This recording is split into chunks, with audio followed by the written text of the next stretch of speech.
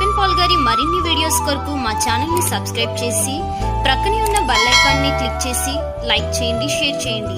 సువార్త పనిలో మాతో పాలుభాగస్తులవ్వండి. యోహాను సువార్త 15వ అధ్యాయము 8వ వచనం. మీరు బహుగా ఫలించుట వలన నా తండ్రి మహిమపరచబడును, ఇందువలన మీరు నా శిష్యులగుదురు. మరొకసారి చదువుతున్నాను చూడండి. మీరు బహుగా ఫలించుట వలన నా తండ్రి మహిమపరచబడును, ఇందువలన మీరు నా శిష్యులగుదురు. ఈ మాట మనం జాగ్రత్తగా ఆలోచన చేస్తే ఈరోజు మనం ధ్యానించుకోబోయేటువంటి అంశం ఏంటంటే, ఎవరైనా పేపర్ మీద రాసుకునే వాళ్ళు ఉంటే కనుక ఈరోజు మనం ధ్యానించిపోయే అంశం ఏంటంటే ఆత్మ సంబంధమైనటువంటి జీవితానికి అవరోధాలు. ఆత్మ సంబంధమైన జీవితానికి అవరోధాలు అనేటువంటి ఒక అంశాన్ని మనం ఆలోచన చేద్దాం. యోహాను సువార్త 15:8 ప్రభువైన క్రీస్తు మాట్లాడితే ఏమంటారని అంటే, మన బహుగా ఫలించటం వలన ఎవరు మహింపరచబడతారట? తండ్రి మహింపరచబడతారట. అంటే ఒక వ్యవసాయం చేసేటువంటి రైతు తోట బాగా ఫలించింది అనుకోండి, ఎవరు సంతోషిస్తారండి? రైతు. పొలం బాగా పండింది అనుకోండి, ఎవరు సంతోషిస్తారు? రైతు సంతోషిస్తాడు. అలాగే ఈ లోకమనే పొలంలో ఆయన పిల్లలు ఫలిస్తేనంట దేవుడు సంతోషిస్తాడంట, మహిమపరచబడతాడంట. బహుగా ఫలించడం వలన ఫలిస్తారు. కొంతమంది ఫలిస్తారు కానీ ఆ ఫలాలు ఉపయోగం లేనట్టుగా ఉంటాయి. ఈరోజు మనం ఆత్మ సంబంధమైన జీవితానికి అవరోధాలు అనేటువంటి ఈ అంశంలో కొన్ని సంగతులు ఆలోచించేద్దాం. చాలామంది వారి ఆత్మీయ జీవితాన్ని మనం ఆలోచన చేసినప్పుడు, పరిశీలన చేసినప్పుడు ఎలాంటి ఫలింపు వారి జీవితాల్లో కనబడదండి. చాలామంది ఏళ్ల తరబడి సంఘాలకు వస్తున్నా ఫలింపు లేనటువంటి జీవితాలే జీవిస్తూ ఉన్నారు. వారి జీవితాల ద్వారా దేవునికి ఎప్పుడు మహిమ కలగట్లేదు. వారు క్రైస్తవులని చెప్పుకోవటమే తప్ప వారు క్రైస్తవ జీవితం వల్ల ఎలాంటి ప్రయోజనము చేకూరట్ల. ఇక్కడ యేసుప్రభువు చెప్పిన మాటను బట్టి ఆయన ఏమంటాడంటే, మనం బహుగా ఫలించినప్పుడే తండ్రి మహిమపరచబడతాడు. మనం ఫలించలేదనుకోండి, దేవునికి అది ఏమీ మహిమ కాదంట. కనుక మనం సంఘాలకు వచ్చి ఫలింపులేనటువంటి జీవితాలు జీవిస్తే దేవుడేమి మహిమపరచబడ్డు. కనుక మనం ఫలించాలి, బహుగా ఫలించాలి. ఏం ఫలించాలి? ఫలాలు. ఫలించడం అంటే ఏంటి? ఆ పదం దేనికి సంబంధించింది అని అంటే, చెట్లు, దాని నుంచి కాసేటువంటి కాయలు, ఫలాలు. అంటే ఈ లాంగ్వేజ్ ఏంటంటే ప్రకృతి సంబంధంగా మనం ఆలోచన చేసినప్పుడు చెట్లు ఫలాలు ఇస్తాయి, పంట చేలు పంటనిస్తాయి. ఇలాగ ఈ భాషలో, ఈ లాంగ్వేజ్లో మాట్లాడితే ఏమంటాడంటే, దేవుడు ఆయన పిల్లలు ఫలించాలని కోరుకుంటున్నాడు. ఏం ఫలిస్తాం? కాయలు కాస్తామేంటి? మనం కూడా ఫలించాలి. ఎలా ఫలించాలి? ఏంటి ఆ ఫలాలు అని అంటే చాలా సందర్భాల్లో చెప్పారు, భక్తులు మాట్లాడారు. గలతీలకు రాస్తే ఏమన్నాడంటే, ఆత్మ ఫలం ఏమనగా అన్నాడు. ఆత్మ కూడా ఏం కాస్తుంది? ఫలాలు ఫలిస్తుందంట, ఆత్మ ఫలాలు. తర్వాత ఇంకా ఇవన్నీ మనం లాస్ట్కి వెళ్ళేటప్పుడు నేను చూపిస్తాను మీకు. ఈ సంగతులు ఎందుకు చెప్తున్నానంటే, ఫలింపు అనేది మనలో కనపట్ల. ఆత్మఫలం అనే దానికి వచ్చేసరికి అక్కడ చాలా చెప్పుకొచ్చాడు. ప్రేమ, సంతోషము, సమాధానము, దీర్ఘశాంతము, ఇవన్నీ కూడా నేటి క్రైస్తవులు కనపట్టలేదంటే అర్థం ఏంటి? వారు ఆత్మీయంగా ఫలించట్లేదని అర్థమవుతుంది. తర్వాత ఎఫెసీ పత్రిక 5:9 కూడా అంటాడు, వెలుగు ఫలం ఏమనగా అంటాడు. వెలుగు ఫలము అంటే ఏం ఫలించాలి? వెలుగుకు తగ్గట్టు, వెలుగులో జీవిస్తున్నామన్నవాడు వెలుగు ఫలాలు ఫలించాలి. అవునా? వెలుగు ఫలాలు ఫలించాలి. తర్వాత యాకోబు పత్రిక 3:17-18 నీతి ఫలములు అంటాడు. నీతి ఫలములు అంటే ఇలాంటి ఫలాలన్నీ కూడా ఫలించాలన్నది దేవుని ఆలోచన, ఆయన సంకల్పమై ఉంది. కానీ నేటి దినాల్లో క్రైస్తవుల్ని మట్టి ఆలోచన చేస్తుంటే అలాంటి ఫలాలు క్రైస్తవుల్లో కనబడట్ల. ఏంటి ఇప్పుడు ఇంతకీ మన ఆధ్యాత్మిక జీవితానికి, మన ఆత్మీయంగా ఫలించకపోవటానికి ఏంటి అవరోధాలు? మనం ఫలించకపోవటానికి ఎంతకాలం అయిపోయింది? క్రైస్తవులే ఎంతకాలం అయిపోయింది? ఒక్కనాడు కూడా మనల్ని బట్టి దేవుడు మహిమపరచబడలేదు, ఒక్కనాడు కూడా మనల్ని బట్టి దేవుడు సంతోషించలేదు అని అంటే మనం ఫలించటానికి ఏవో అవరోధంగా ఉంది. ప్రతి వాళ్ళు ఫలిస్తారు, కానీ ఫలించట్లేదంటే అర్థం ఏంటి? ఏదో ఆటంకంగా ఉంది. ఉదాహరణకి ఒక వ్యక్తి నుంచి మీకు ఈరోజు మన ఆత్మీయ జీవితాన్ని పరిశీలన చేద్దాం. ఆ వ్యక్తి జీవితాన్ని బేరీజు వేసుకుంటూ ఆ వ్యక్తి ఎలా నిష్ఫలుడైపోయాడో ఆ వ్యక్తి నుంచి మనం నేర్చుకునే పాఠాలు ఏంటంటే, ఆయన నిష్ఫలమైపోవటానికి, ఆ ప్రాంతంలో నివసించి ఆ వ్యక్తి నిష్ఫలమైపోవటానికి ఏవేవి కారణాలు ఉన్నాయో ఆ కారణాలు ఖచ్చితంగా మనకు కూడా అవరోధాలుగానే ఉండాలి. ఒక వ్యక్తి ఫలించలేదని అంటే కొన్ని కారణాలు ఉంటాయి. అలాగే ఆ కారణాలు ఏంటో మనం ఎలా చూడగలమని అంటే, మనుషుల్ని ఆధారం చేసుకుని మనం ఏం చూడలేం. బైబిల్లో భక్తులను బట్టి దేవుడు మనకి కొన్ని బుద్ధి కలగటం కొరకు మనకు ఉదాహరణగా కొంతమంది వ్యక్తుల్ని గ్రంథంలో రాయించాడు. ఆ రాయించబడినటువంటి వ్యక్తుల్లో నుంచే మనం వాళ్ళు ఎందుకు ఫలించలేకపోయారు, వాళ్ళు ఆధ్యాత్మిక జీవితానికి వాళ్ళకి ఏంటి అవరోధంగా ఉందన్నది మనం ఆలోచన చేసినప్పుడు మన ఆత్మీయ జీవితాన్ని కూడా మనం ఫలింపు దిశగా మనం నడిపించుకోగలుగుతాం. అలాంటి వ్యక్తుల్లో ఒక వ్యక్తిని మీకు చూపించే ప్రయత్నం చేస్తాను. ఆ వ్యక్తి ఎవరు అని అంటే లోతు. లోతు అనేటువంటి పాత నిబంధన కాలానికి చెందినటువంటి ఒక భక్తుడి గురించి మనం ఈరోజు ఆలోచన చేద్దాం.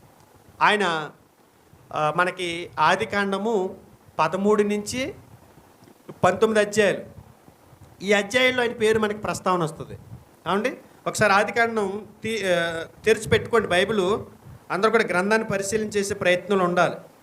ఏమండి, వాక్యం చెప్తున్నప్పుడు గ్రంథాన్ని కూడా సేవకుడు చెప్తున్న మాట కల్పితమా లేకపోతే గ్రంథంలోనే ఉందా అన్నది కూడా ఆలోచించాల్సిన అవసరత, బాధ్యత మీ మీద ఉంది. ఏమంటే ఆదికాండం మనం 13 అధ్యాయం నుంచి 19 అధ్యాయాల వరకు లోతుని గురించినటువంటి ప్రస్తావన మనకి కనపడుతుంది. ఇప్పుడు లోతు ఆధ్యాత్మికంగా ఫలించలేదా? ఆధ్యాత్మికమైనటువంటి ఫలాలు ఆ లోతు దేవునికి ఇవ్వలేదా? ఆయన ఆత్మీయంగా ఫలించడానికి ఏంటి అవరోధంగా ఉంది అనేది మనం ఆలోచించేద్దాం. ఆలోచించేద్దాం. లోతు అనేటువంటి ఆ పేరుకి అర్థం ఏంటంటే కప్పుకొనుట, చుట్టుకొనుట. లోతు అనేటువంటి పేరుకి అర్థం ఏంటంటే కప్పుకొనుట, చుట్టుకొనుట. కప్పుకొనుట, చుట్టుకొనుట అంటే ఏంటో చెప్తాను మీకు. దానికి అర్థం ఏంటో మనం ఆలోచించాలి. దేవుడు ఏదైనా ఒక పేరు అర్థం వచ్చేలాగా పేరు ఉందనుకోండి, దేవుడు దానికి చాలా వివరణ ఇస్తాడండి. పేరుల్లో కూడా మెసేజ్లు ఇవ్వగలిగేంత గొప్ప సామర్థ్యం బైబిల్లో మనకు కనపడుతుంది. లోతు అనే పేరుకి అర్థం ఏంటి? కప్పుకొనుట, చుట్టుకొనుట. లోతు ఫలించకపోవటానికి ఈ పేరులోని మీకు అర్థమైపోవాలి. ఈ పేరులోని మీకు సగం అర్థమైపోవాలి. లోతు ఫలించలేదు అని అంటే కప్పుకున్నాడు, చుట్టుకున్నాడు. ఉదాహరణకి ఒక వడ్ల గింజ చూద్దాం. రైతులు చేలో వడ్లు జల్లుతారు కదా. వడ్లు జల్లటానికి ముందు ఏం చేస్తారు? రైతులు నానబెడతారు. ఎందులో వేసి నానబెడతారు? గోనె సంచులు వేసి నానబెడతారు. ఒక కాల్లో పట్టుకెళ్ళి మూట కట్టి కాల్లో నానబెడతారు. అలా కాకుండా డైరెక్ట్గా వేసారనుకోండి ఫలించే అవకాశం తక్కువ. వస్తాయి కానీ అంత ఏపుగా రావు, రైతు అనుకున్నట్టుగా రావు, రైతు ఆశించినట్టు రావు.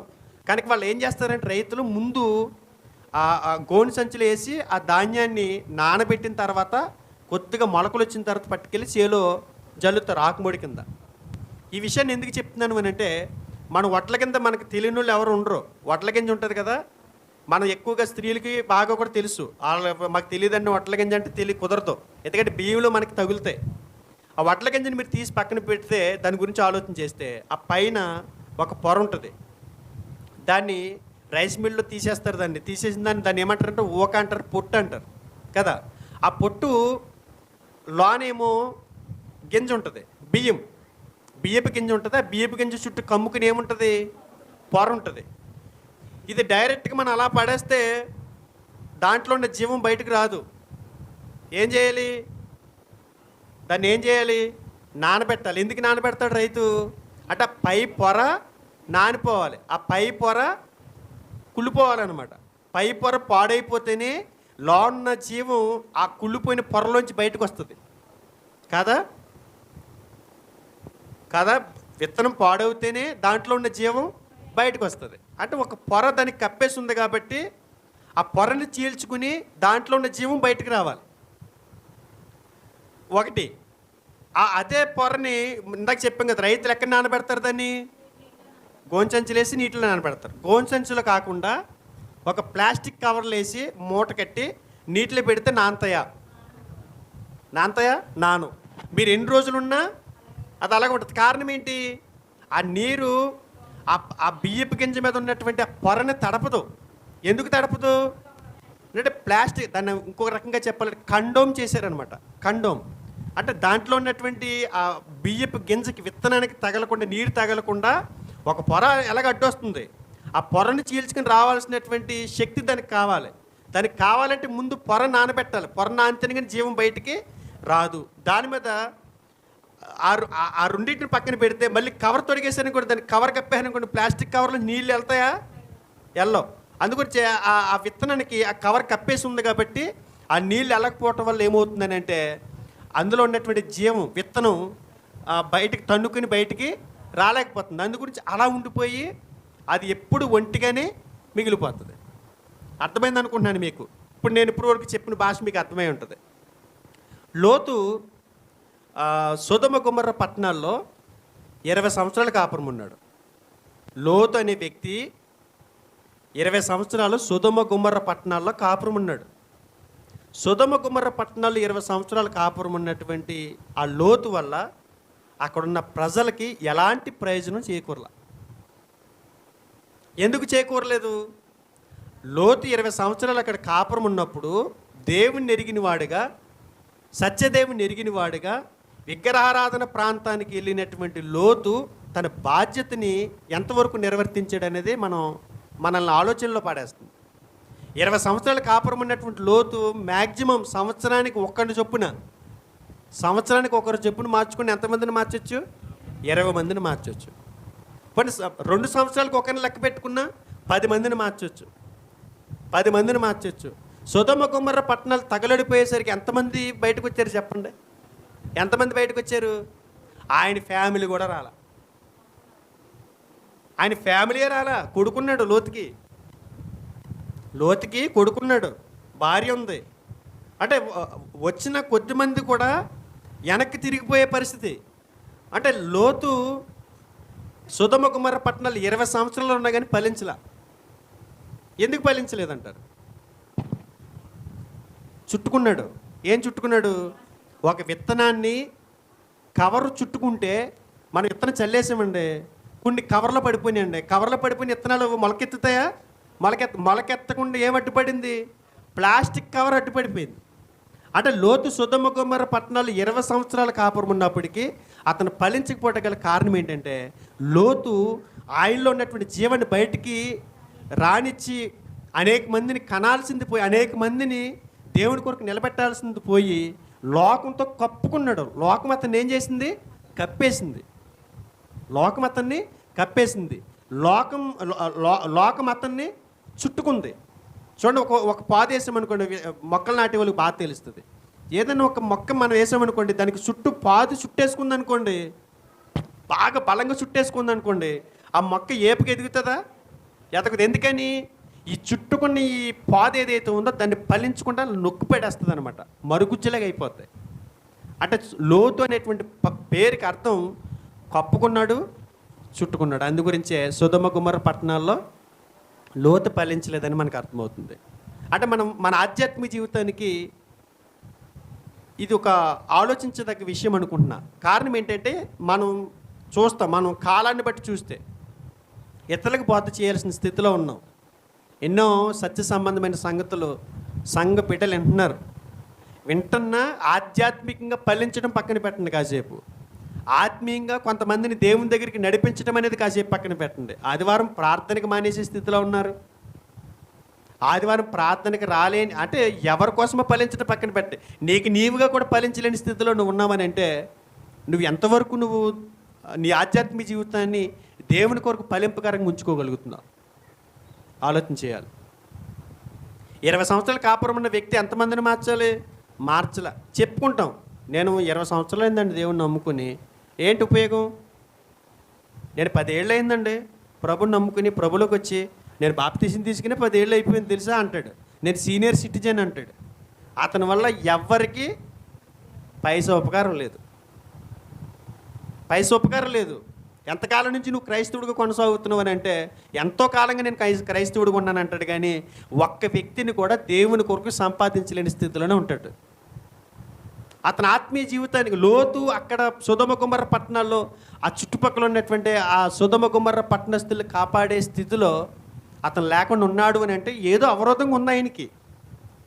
అతను ఆధ్యాత్మిక జీవితానికి ఫలించడానికి, అక్కడ కొంతమందిని దేవుని కొరకు సంపాదించి పెట్టడానికి ఆయనకి ఏదో అవరోధం ఉంది. అవరోధాలు ఉన్నాయి కనుకనే అతను ఫలించలేదు. అలాగే ఆయన జీవితాన్ని మనం అప్లై చేసుకున్నప్పుడు, అతని ఆధ్యాత్మిక జీవితాన్ని మనతో కంపేర్ చేసుకున్నప్పుడు మనకు అర్థమయ్యేది ఏంటంటే, అవును కదా, నా జీవితంలో కూడా నేను ఎప్పుడు ఎవరికి దేవునికి సంపాదించి పెట్టలేకపోయాను, నా వల్ల దేవునికి ఏమాత్రం ప్రయోజనం లేదు కనుక నాకు కూడా ఏదో ఆటంకంగా ఉందన్నమాట. నాకు కూడా ఏదో అవరోధంగా ఉన్నాయి. ఆ అవరోధాలు నేను ఏం చేయాలి? అధిగమించాలి. లోతు అధిగమించలా.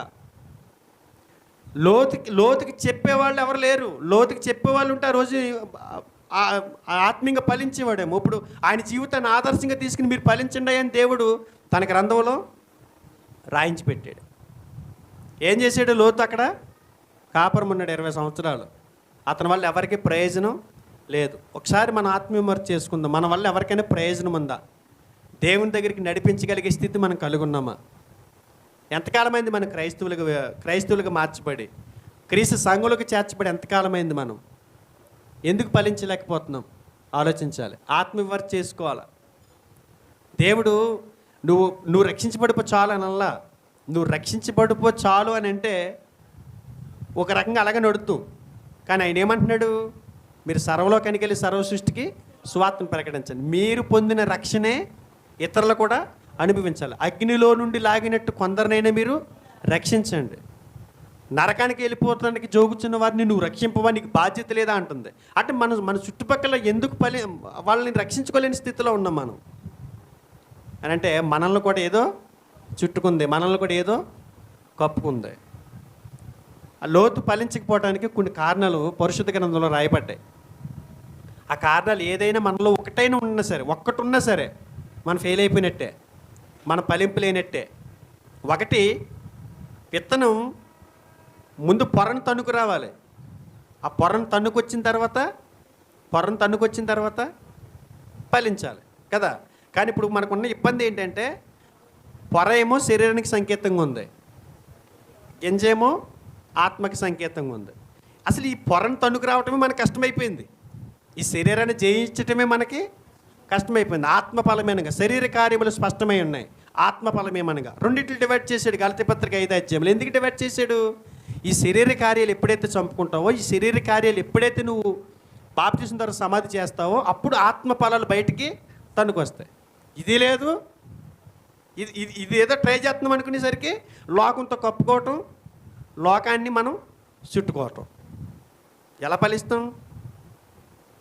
చూద్దాం. లోతు గురించి కొన్ని సంగతులు ఆలోచన చేద్దాం. లోతు గురించి బైబిల్ ఇచ్చినటువంటి స్టేట్మెంట్ ఏంటంటే, పేతురు రాసిన రెండో పత్రిక 2వ అధ్యాయం. పేతురు రాసిన 2వ పత్రిక 2వ అధ్యాయము 6వ వచనం కానీ చదువుతున్న జాగ్రత్తగా చూడండి. పేతురు రాసిన 2వ పత్రిక 2వ అధ్యాయం 6వ వచనం కానీ నేను చదువుతున్న జాగ్రత్తగా చూడండి.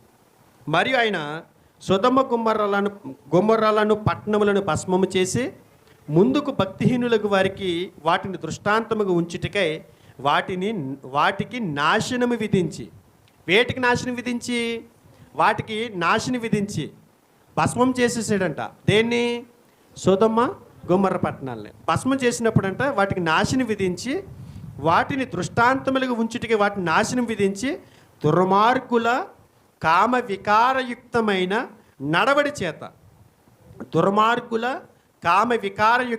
నడవడి చేత బహు బాధపడిన నీతిమంతుడకు లోతును తప్పించాను. 8వ వచనం. ఆ నీతిమంతుడు వారి మధ్యను కాపురముండి తాను చూచిన వాటిని బట్టి వినిన వాటిని బట్టి వారి అక్రమమైన క్రియల విషయంలో దినదినము నీతిగల తన మనసును నొప్పించుకొనుచు వచ్చాను అని రాయబడింది. ఈ 2 వచనాల్లో లోతు నీతిమంతుడు అని పరిశుద్ధాత్మ దేవుడు 3 సార్లు చెప్పాడు. ఎన్నిసార్లు చెప్పాడు? లోతు నీతిమంతుడని పరిశుద్ధాత్ముడు ఎన్నిసార్లు రాయించాడు? 3 సార్లు. ఎక్కడ? నీతిమంతుడకు లోతు. 8వ వచనం. ఆ నీతిమంతుడు. 8వ వచనంలో ఆఖరి లైన్ నీతిగల తన మనస్సు. ఎన్నిసార్లు చెప్పాడు లోతు గురించి నీతిమంతుడని? చూడాలి ఎలాగా. లోతు నీతిమంతుడని ఎన్నిసార్లు రాయించాడు దేవుడు? 3 సార్లు రాయించాడు. మరి నీతిమంతుడని చెప్పబడినటువంటి లోతు ఆధ్యాత్మికంగా ఫలించలేదు అంటున్నారు ఏంటి అని మీకు ప్రశ్న రావచ్చు. నేను అనేది ఏంటంటే నీతిమంతుడే, కానీ ఏ రకంగా నీతిమంతుడయ్యాడో చూడాలి మనం. ఓకేనా? ఇప్పుడు ఇంతకీ లోతు నిజదేవుడు తెలుసా? లోతుకి నిజదేవుడు తెలుసా? డైరెక్ట్గా తెలుసా అంటున్నాను. మరి ఎలా తెలుసు? వాళ్ళ బాబాయ్తో దేవుడు మాట్లాడితే వాళ్ళ బాబాయ్ బయటకు వచ్చేసాడు. భార్యను తీసుకుని సొంత కుటుంబాన్ని వదిలేసి, సొంత దేశాన్ని వదిలేసి, సమస్తాన్ని వదిలేసి ఆయన వస్తుంటే నేను కూడా వస్తాను బాబాయ్ అని చెప్పి లోతు వెనకాల వచ్చాడు. అంటే ముఖాముఖిగా ఎవరితో పరిచయం లేదు లోతుకి, దేవుడితో పరిచయం లేదు. ఎవరిని బట్టి లోతు దేవుని వెంబడిస్తున్నాడు? అబ్రాహామును బట్టి. జాగ్రత్తగా మీరు చూడండి, లోతు నీతిమంతుడు అనే దాని గురించి మనం మాట్లాడుతున్నాం. ఇప్పుడు అబ్రాహాముని దేవుడు ప్రత్యేకంగా పిలుచుకున్నాడు, కొన్ని ఆధిక్యతలు ఇచ్చాడు, కొన్ని వాగ్దానాలు చేశాడు. ఆ అబ్రాహాం మాట పుచ్చుకుని వెళ్తున్నాడు ముందుకి. వెళ్తున్న క్రమంలో బాబాయ్ నేను కూడా వస్తానని చెప్పి లోతు అబ్రాహాం వెనకాల వెళ్ళిపోయాడు. నేను అంటాను, నాకు ఇక్కడ అర్థమైంది ఏంటంటే లోతు ఫలించకపోవడం గల కారణం ఏంటంటే లోతుకి డైరెక్ట్గా దేవుడితో కనెక్టింగ్ ఉంటే బాగుండేది. ఎవరిని బట్టి దేవుడితో కనెక్టింగ్ ఉంది అతనికి? అబ్రాహాముని బట్టి. అంటే నేను ఈ పాయింట్ నేను ఎందుకు హైలైట్ చేస్తున్నానంటే, ఆ పాయింట్ నేను రేజ్ చేయడం గల కారణం ఏంటంటే మనలో చాలామంది డైరెక్ట్గా దేవుడితో పరిచయాలు ఉండవు మనకి. చూడండి, అందు గురించి సాక్ష్యాలు చెప్పడానికి నేను ఎక్కువ ఇష్టపడను. సాక్ష్యాలు చెప్పడానికి సంఘంలోని సాక్ష్యాలు ఎలా ఉంటాయంటే, నీ గతంలో తాగుబోతుని వేరు తాగుబోతుని అక్కడక్కడ దొల్లు పడిపోతే నన్ను తీసుకొచ్చి ఇంటికాడ దింపేవారు, ఏ రోజున చచ్చిపోతానో తెలీదు, నేను ఇలాంటి జీవితం నాది, యేసుప్రభుని నమ్ముకున్న తర్వాత నా జీవితం బాగుపడింది, వాళ్ళ మంచిగా బ్రతుకుతున్నానని చెప్పి కొంతమంది చేత ప్రత్యేకమైన సాక్ష్యాలని చెప్పి కొన్ని చోట్ల స్టేజ్ల మీద చెప్పిస్తున్నారు. నేను అంటాను, ఆ సాక్ష్యం విని దేవుడిని నమ్మితే త్వరగా పడిపోతారని నా డౌటు. ఎందుకనంటే ఇవాళ చెప్తాడు, నువ్వు డైరెక్ట్గా దేవుడితో కనెక్టింగ్ పెట్టుకుంటే నువ్వు పడిపో, మనుషులతో కనెక్టింగ్ పెట్టుకుంటూ పడిపోతుంది. ఎందుకంటే వాళ్ళు నేను చెప్పానండి, ఇక ఒకప్పుడు వీర తాగిపోతుని దేవుడు నా బ్రతుకుని మార్చాడని చెప్పి నేను సాక్ష్యం చెప్పానండి. నా మాటిని ఎవరో ఇలాంటి తాగుబోతునే దేవుడు మార్చినప్పుడు నన్ను ఎందుకు మార్చాడని చెప్పి నువ్వు దేవుడిని నమ్ముకున్నావు. తీరా ఈడు ఎంతకాలం ఉంటాడు? మనిషిని నమ్మటం లేదు. ఆ మనిషి మళ్ళీ పడిపోయాడు అనుకో, ఆ మనిషితో పాటు నమ్మునోడు పడిపోతాడు. మీకు అర్థమవుతుందా? అందుగురించే పౌలు అంటాడు, నేను నమ్మిన వాణిని నేను ఎరుగుతును అంటాడు. అంటే నేను నమ్మాను, ఎవరిని నమ్మాను? దేవుని నమ్మాను. ఆ దేవుడు ఎవరో నాకు తెలుసు, నేను నమ్మిన వాడిని నేను ఎరుగుతును. అంటే కనెక్టింగ్ ఎవరితో ఉండాలి మనకి? అంటే నేను ఎందుకు చెప్తున్నాను ఈ మాట అంటే, కొంతమంది దేవుని సన్నిధికి వస్తారు, దేవుని మందిరాన్ని అనుభవించడానికి వస్తారు, దేవుని సన్నిధిలో దేవుని మహింపరచడానికి వస్తారు. కానీ వారు ఎవరో బలవంతం వల్ల వస్తారు. భార్య బలవంతం వల్ల, భర్త బలవంత పెడుతూనో, మన బలవంతం చేసినంత మాత్రం వాళ్ళు భక్తులు ఎదిగిపోతారు అనుకుంటే కరెక్ట్ కాదు. బలవంతం చేయటం వరకే మన పని. కానీ వాళ్ళు డైరెక్ట్గా దేవునితో కనెక్టింగ్ పెట్టుకుంటే వాళ్ళ జీవితాలు వేరుగా ఉంటాయి. అర్థమవుతుందండి? అబ్రహాము దేవుడిని వెంబడించినప్పుడు అబ్రహాముని కాకుండా దేవుడినే లోతు వెంబడించి ఉంటే ఆత్మీయంగా ఫలించేవాడేమో. కానీ అబ్రహాము కరువు వచ్చినప్పుడు పడిపోయాడు. అబ్రహాముని చూసి లోతు కూడా ఏమైపోయాడు? పడిపోయాడు. అబ్రహాముని వెంబడించాడు కనుక అబ్రహాం పడిపోయాడు. అబ్రహాం పడిపోయినప్పుడు ఎవరు పడిపోయారు? లోతు పడిపోయాడు. మరి అబ్రహాం తిరిగి లేచాడు. ఎందుకని? ఆయన నమ్మినవన్నీ ఆయన ఎరుగుతుడు. కానీ లోతు తిరిగి లేవలా. ఎందుకంటారు? అబ్రహాం మీద దృష్టి పెట్టుకున్నాడు. అందుగురించి మనం ఎవరో బలవంత పెడితే మనం భక్తిని చేయాల్సిన అవసరంలా. ఎవరో బలవంత పెట్టి నువ్వు ఆదివారం ప్రార్థనకు రా, నువ్వు ఆదివారం నువ్వు రాకపోతే నేను వెళ్ళను, ఎందుకు వచ్చింది? పోయేవాడు పోతాడు. పోయేవాడు ఎలాగ పోతాడు? మనం ఆపలేము. ఎన్నిసార్లు గద్దించినా లోబడిన వాడు హఠాత్తుగా పోతాడని బైబిల్ చెప్పింది. నేను చెప్పిన మాట కదా అది. చెప్పటం వరకే నీ పని. అర్థమవుతుందా? చాలామంది అలాగే చేస్తున్నారు భక్తి. వాళ్ళ భక్తి అంతా ఎలా ఉందని అంటే నిజ దేవుడిని ఎరిగి చేయట్లా. ఎవరో బలవంతం వల్ల చేస్తున్నారు. ఎవరో సాక్ష్యాలు చెప్తే అంటే ఎవరో సాక్ష్యం చెబుతూ నువ్వు వింటావా దేవుడి గురించి? నీకు ప్రత్యేకంగా ఒక విధానం అంటే ఏమి లేదా? నీకు దేవుడికి నీకేం కనెక్టింగ్ లేదా? ఇవాళ చాలామంది అలాగే వచ్చిన వాళ్ళే, చాలామంది జీవితాలు అలాగే ఉన్నాయి. అందుగురించి ఆత్మీయంగా ఫలించకపోవడానికి కారణం, నిజంగా మనం నమ్మిన వాడిని మనం ఎరిగిన వారు అనుకోండి, ఖచ్చితంగా ఆయన కొరకు బ్రతకడానికి ప్రయత్నం చేస్తాం. ఎవరినో నమ్మి ఎవరి బలవంతం వల్ల భక్తిని చేస్తే మనం ఎప్పటికి ఫలించలేం. అదే చెప్తున్నాడు. ఏమని చెప్తున్నాడు అక్కడ? ఉన్నా కానీ లోతు ఫలించకపోవడానికి కారణం ఇదొకటి అయి ఉండొచ్చు. ఏది? అబ్రహాముని ఫాలో అవటం. చాలామంది వ్యక్తుల్ని ఫాలో అవుతుంటారు, అందుకే వాళ్ళ జీవితం ఫలింపు ఉండదు. ఇప్పుడు మరి లోతు నీతిమంతుడని ఎందుకు చెప్పబడింది? లోతు నీతిమంతుడని ఎందుకు స్టేట్మెంట్ ఇచ్చాడు పరిశుద్ధాత్ముడు అని అంటే, జాగ్రత్తగా మనం ఆలోచించాలి. నీతిమంతుడని చెప్పబడిన తర్వాత ఫలించలేదు అని అంటే లోపాలు మనకు తెలియాలి. లోతు నీతిమంతుడని చెప్పడానికి బైబిల్ ఏమని చెప్తుందని అంటే, ఆదికాండంలోకి వెళ్ళిపోతాం ఒకసారి. ఆదికాండము 19వ అధ్యాయం. ఆది కాండము 19 అధ్యాయం 8 వచనం చూస్తారా? ఆది కాండము 19. లోతు నీతిమంతుడు అని చెప్పడానికి కొన్ని విషయాలు చూస్తున్నాం మనం. 19:8 ఇదిగో పురుషుని కూడని ఇతర కుమార్తెలు నాకు ఉన్నారు. పురుషుడు కూడని ఇతర కుమార్తెలు నాకున్నారు. సొదొమ గుమ్మర పట్టణాలు ఎలాంటివో తెలుసండి? సొదొమ గుమ్మర పట్టణాలు ఎలాంటివో తెలుసా? పురుష సంయోగులతో కూడినటువంటి ప్రాంతం అది. అసలు అలాంటి ప్రాంతాన్ని దేవుడు సహించలేకపోయాడు, కాల్చి బూడి చేసాడు. ఎందుకనుకుంటున్నారు? పురుషులకు పురుషులే హేయమైనటువంటి కార్యాలు చేసేటువంటి ప్రాంతం అది. అంటే ఈ వ్యభిచారం ఎంత భయంకరమైపోయిందో చూడాలి మీరు అక్కడ. అలాంటి ప్రాంతంలో లోతు కుమార్తెలు ఎలా బ్రతికారు? కన్యకలుగా బ్రతికారు. అంటే పిల్లల విషయంలో కేర్ తీసుకున్నాడు ఆయన, పిల్లల పద్ధతిగా పెంచాడు. లోతు నీతిమంతుడు అని చెప్పడానికి కారణం ఏంటంటే పిల్లల పద్ధతిగానే ఉన్నారు, పిల్లల కన్యకలుగానే ఉన్నారు, కన్యకలుగానే ఉన్నారు. అలాంటి ప్రాంతంలో కూడా కన్యకలుగా ఉన్నారని అంటే ఖచ్చితంగా లోతు ఏమై ఉండాలి? కేర్ తీసుకున్నాడు. అంటే మనం నీతిగా ఉండాలి, లైంగిక జీవితాన్ని పవిత్రంగా ఉంచుకోవాలనేటువంటి సంగతి పిల్లలకి ఖచ్చితంగా చెప్పే ఉంటాడు. అందుగురించి దేవుడు నీతిమంతుడని చెప్పడానికి ఇష్టపడ్డాడు. మనం ఉంటాం కానీ పిల్లలు ఎక్కడికి వెళ్తున్నారో, ఎక్కడెక్కడ తిరిగి వస్తున్నారో, ఏం చేస్తున్నారో మనం వాళ్ళ ఆలన పాలన పట్టించుకోం. జాగ్రత్తలు తీసుకోవాలి. మనం ఒక్కలే కరెక్ట్గా ఉంటే సరిపోదు, మన పిల్లల్ని కూడా ఏం చేయాలి? కరెక్ట్గా ఉంచుకోవాలి. వాళ్ళ ద్వారా కూడా మన సాక్ష్యం ఏమవుతుంది? పాడైపోద్ది. పిల్లలు ఎక్కడో పోయారులే, ఏది తిరిగి వచ్చేలా అని ఇలా ఇవాళ చాలామంది కుటుంబాలు రోడ్డున పట్టే కారణం ఏంటంటే పిల్లల వల్లే. పిల్లల్ని లోతు ఎలా చేసుకున్నాడట? జాగ్రత్తగా పెంచినట్టే కనపడుతుంది ఇక్కడ. ఇంకొక విషయం చూడండి, 19 అధ్యాయము 3వ వచనం. 19 అధ్యాయం 3వ వచనం. అయినను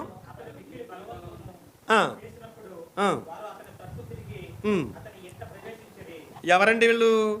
ఇద్దరు దేవదూతలు. ఎవరు బలవంతం చేశారండి వీళ్ళిద్దరు దేవదూతల్ని? లోతు బలవంతం చేశాడు. ఎక్కడికి రమ్మని? తన ఇంటికి రమ్మని. తన ఇంటికి రమ్మని లోతు బలవంతం చేశాడు. ఎందుకు బలవంతం చేశాడని అంటే రోడ్డు అంటే వెళ్ళిపోవాలని ఎవరైనా బలవంతం చేస్తారా? ఎవరిని ఏమని బలవంతం చేసి ఉంటాడు ఈ లోతు గారు అని అంటే పరలోకం నుంచి పంపబడినటువంటి దూతలుగా, దేవుని ప్రతినిధులుగా లోతు గుర్తించాడు. లోతు గుర్తించి ఏం చేశాడు? వాళ్ళకి ఆతిథ్యం ఇచ్చాడు. వంట ఎవరు చేశారంటారు? లోతే చేశాడు. అప్పడాలు కాల్చి ఇచ్చినట్టు కనపడుతుంది మనకి. అప్పంబులు అక్కడ పొంగని రొట్టెలు కాల్చి ఇచ్చినట్టు కనపడుతుంది. వాళ్ళేమో దేవదూతలనేమో పరలోకం నుంచి పంపబడిన అతిథులుగా గుర్తించాడు, పిల్లల్నేమో కన్యకలుగా పెంచగలిగాడు. ఇంకేంటి? ఇంకొక వచనం చూడండి, అందులోనే 6వ వచనం కానీ చూడండి. లోతు వెలుపల ద్వారం వద్దనున్న వారి దగ్గరికి వెళ్ళి తన వెనక తలుపు వేసి, అన్నలారా ఇంత పాతకము కట్టుకొనుకుడి. ఎవరిని గురించి? దేవదూతల గురించి ఏమంటున్నాడనంటే, అన్నలారా, అన్నయ్యలారా, ఇలాంటి పాతకం మీరు కట్టుకోకుండా వాళ్ళు ఎవరు అనుకుంటున్నారు? దేవుని దగ్గర నుంచి పంపబడినటువంటి దూతలు. కనుక ఇంత పాతకం మీరు కట్టుకోకుండా. అంటే ఇప్పుడు లోతు ఏం కనపడుతుంది ఇక్కడ? లోతుది ఏం కనపడుతుందని అంటే ఇతరులకు ఎవరైనా హాని తలపెడితే వాళ్ళకి అపకారం జరగకూడదనేటువంటి తాపత్రయం ఉంది. వాళ్ళని ఎవరో ఇబ్బంది పెడితే తట్టుకోలేని మనస్తత్వం ఉంది. ఉందా? ఉంది. అంటే ఎవరు అంత అన్యాయం చేయకుండా బాబు, అంత దుర్మార్గం ఏంటన్నా ఆయన, అలా ఉండకూడదు, అది మనకి తగదు, అలాంటి చేయకూడదు, ఇది ఇంత హేయమైనటువంటి కార్యాలు చేస్తున్నారండి అని చెప్పగలిగాడు అని అంటే ఏంటి అర్థం? ఇతరులకు అపకారం జరిగే విషయంలో ఖండించే గుణం లైట్గా కనపడింది, పూర్తిగా కాదు. ఓకేనండి. ఏమన్నాడు? అవసరమైతే నా పిల్లల్ని తీసుకెళ్ళండి అని చెప్పాడు. పేతురు పత్రికలు ఏమన్నాడు? 2వ పత్రికలో, నీతిగల తన మనసును దినదినము నొప్పించుకొని. ఎప్పుడు నొప్పిస్తా? మన మనసు ఎప్పుడు నొచ్చుకుంటుంది? మనకు నచ్చని పని ఎవరైనా చేస్తున్నారనుకోండి, మన మనసు ఏం చేస్తుంది? నొచ్చుకుంటుంది, బాధపడుతుంది. ఎప్పుడు నొచ్చుకుంటుంది అని అంటే హేయమైనటువంటి పనులు చేసినప్పుడు నొచ్చుకుంటున్నాం అనుకో. అలా వాళ్ళ సొదొమ గుమ్మర పట్టణాలు అంటేనే భయంకరమైన పట్టణాలు. ఆ పట్టణంలో ఇతను రోజు నీతిగల తన మనసు నొప్పించుకుంటాడంటే ఏంటి అర్థం? చెడుని గుర్తించాడు. అలా చేయకూడదనేటువంటి భావాలు ఆయనలో ఉన్నాయి. అందుగురించి లోతుని నీతిమంతుడని బైబిల్ స్టేట్మెంట్ ఇచ్చింది. ఇన్ని కారణాలు ఉన్నాయి. ఇవాళ మనము నీతిమంతులమే. ఎలా నీతిమంతులు? ఇలా కాదు, ప్రభుని క్రీస్తు రక్తంలో కడగబడిన వారు, పరిశుద్ధమైన రక్తంలో, నిష్కలంకమైన రక్తంలో ప్రాయశ్చిత్తం కలగజేయబడి నీతిమంతులుగా తీర్చబడిన వారు. మనం కూడా నీతిమంతులమే. ఆ రోజు లోతు నీతిమంతుడిగానే కనపడ్డాడు.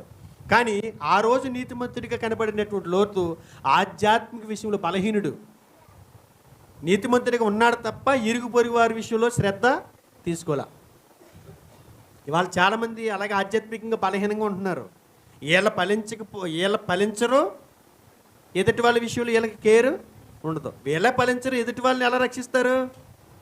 వీళ్ళ దగ్గర ఏమి లేదు, ఆధ్యాత్మిక విషయాల్లో గొప్పగా ఏమి లేరు. ఏదో అలాగే నామకగా మేము భక్తిని చేస్తున్నాము, ఏదో మేము క్రైస్తవులుగా తీర్చిదిద్దబడిపోయాము, మేము సాలుమకి ఇది అనుకునే జీవితాలే తప్ప ఇరుగు పొరుగు వారి విషయంలో మనం నివసిస్తున్నటువంటి ప్రాంతంలో ఎంతకాలం నుంచి నువ్వు ఉన్నావా బాబు అక్కడ? ఏడు ఒక్కరు కూడా క్రైస్తవులుగా మారలేదు అంతే. ఎందుకు మారలేదు? ఏమో ఎందుకు మారలేదంటే నేనేం చెప్పను. నువ్వేమన్నా ఏనాడని చెప్పావంటే చెప్పలేదు కనుక మారలేదు. నీ జీవితం ఎప్పుడైనా ప్రభావం చూపించింది వాళ్ళ మీద అంటే లేదు, చూపించలేదు కనుకనే మారలేదు. వాళ్ళు 20 సంవత్సరాలు కాపురం ఉన్న వ్యక్తి ఒక్కరిని కూడా ప్రభావితం చేయలేదని అంటే లోతు అసమర్థమైనటువంటి జీవితం కనపడుతుంది. భక్తి జీవితంలో అసమర్థుడిగానే కనపడుతుంది నాకు తెలిసి. నీతిమంతుడివే కావచ్చు నువ్వు, కానీ నీ ఆధ్యాత్మిక జీవితం నువ్వు ప్రారంభించిన నాటి నుంచి, క్రైస్తవుడిగా మారిన నాటి నుంచి ఇప్పటి వరకు ఒక్కరిని కూడా నువ్వు ప్రభావితం చేయలేదని అంటే నువ్వు కూడా అసమర్థుడివే నాకు తెలిసి. కేర్ తీసుకుంటలేదు, నువ్వు ఫలించలేదు నువ్వు ఈ ప్రాంతంలో. లోతు అదే నేర్పిస్తున్నాడు మనకి. ఏమనంటే శరీర సంబంధి ఏం చేస్తాడంటే మారు మనసు పొందుతాడు, కానీ అతని వల్ల ప్రయోజనం లేదు. మరుగుజ్జులుగా ఉండిపోతారు. ఏ గుజ్జులు? మరుగుజ్జులు. ఎలా ఉంటారు వాళ్ళు? వయసు పెరిగిపోతుంటుంది కానీ బాడీ అలాగే ఉంటుంది. కండలో తొనలు తిరిగిపోతాయి కానీ ఆడు 3 అడుగుల కంటే ఎక్కువ పెరగలేడు. అలాగే కొంతమంది ఆధ్యాత్మిక జీవితాలు కూడా అలాగే ఉన్నారు. కొరింథీయులు అయితే అందుకే తిట్టాడు, మీరు పాలు తాగే స్థితిలోనే మీరు ఉన్నారు. మీరు పాలు తాగవలసిన వారే కానీ బలమైన ఆహారం మీకు తగదన్నట్టుగానే ఉన్నారంట. వాళ్ళు ఎప్పుడు కాలాన్ని బట్టి చూస్తే మీరు బోధకులుగా ఉండాలి, కానీ మీరు ఇంకా పాలు తాగే స్థితిలో ఉన్నారని చెప్పి హెబ్రీ క్రైస్తవులు కూడా తిట్టాడు హెబ్రీ గ్రంథకర్త. ఆలోచించండి ఒకసారి. మన ఆధ్యాత్మిక జీవితంలో మనం నీతిమంతులుగా పిలువబడినప్పటికీ కూడా మనం ఫలించకపోవటానికి మొదటి కారణం ఏంటంటే మనం వ్యక్తులను అనుసరిస్తున్నాం, వ్యక్తుల వైపు చూస్తున్నాం. దేవుని వైపు చూస్తే నేను నమ్మిన వాడిని నేను ఎరుగుతున్నానని చెప్పి దేవుడి మీద మనం దృష్టి పెట్టుకుంటే ఖచ్చితంగా మనలో ఈ పై పొర ఏమోను పగులుని అలా పిగులుకుని బయటికి ఆ జీవం బయటికి కనపడుతుంది మనకు. ఇప్పుడు ఇది ఫస్ట్ శరీరాన్ని పగలగొట్టుకు రావటం. శరీరాన్ని పగలగొట్టుకుని కొద్దిగా బయటకు వచ్చింది రానుకునేసరికి పైన ప్లాస్టిక్ కవర్ కాసేసింది. ఏ కవర్ ఇది? లోకమైన కవరు. అంటే లోతు ఫలింపు లేకపోవటానికి ఆధ్యాత్మిక జీవితంలో ఆయనకి ఆటంకంగా ఉన్నటువంటి కొన్ని సంగతులు మనం ఆలోచన చేద్దాం. అక్కడే చెప్పాడు, లోతు ఫలించకపోవటానికి ఆధ్యాత్మికమైనటువంటి అవరోధాలు ఏంటో కొన్ని సంగతులు దేవుడు రాయించాడండి. ఆ విషయాలు ఇవాళ నీకు నాకు మనకి ఆటంకంగా ఉన్నాయేమో, అవరోధాలుగా ఉన్నాయేమో మన ఆధ్యాత్మిక జీవితం ఫలింపు విషయంలో. జాగ్రత్తగా ఆలోచన చేద్దాం. మొదటిగా లోతు పతనానికి దారి తీసినటువంటి పరిస్థితులు చూద్దాం. లోతు పతనమైపోయాడు కదా.